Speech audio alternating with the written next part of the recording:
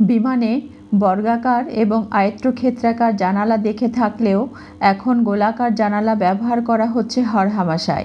কিন্তু কেন এই পরিবর্তন? প্রথম দিকে বর্গাকার জানালাগুলো বাণিজ্যিক বিমান তৈরিতে আদর্শ ছিল। 1950-এর দশকে বিমানগুলোর আকার বড় হতে শুরু করলে শুধুমাত্র জানালার কারণে বিমানগুলো ঝুঁকির মধ্যে পড়ে।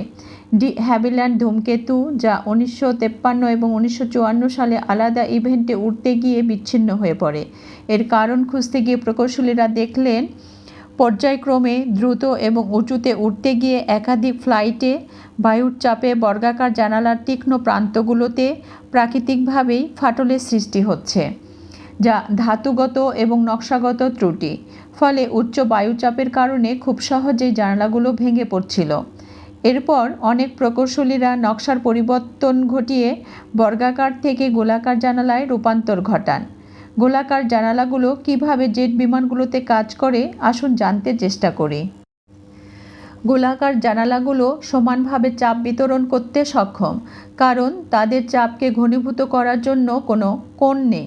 তাতে করে ফাটল বা ভেঙে পড়ার সম্ভাবনাও নেই। বৃত্তাকার বা গোলাকার জানালাগুলো আরও শক্তিশালী এবং বায়ুর চাপ প্রতিরোধী, যা বিমানের ভিতরে এবং বাইরের মধ্যে বারবার চাপের তারতম্য সহ্য করতে অনেক বেশি সক্ষম। বিমানের বাহিরে অ্যাক্রিলিক ধাতুর একাধিক স্তর রয়েছে, আর এই স্তরগুলো বৃষ্টি, বাতাস এবং কুয়াশার মতো আবহাওয়ার হাত থেকে বিমানকে সুরক্ষা দিতে সক্ষম।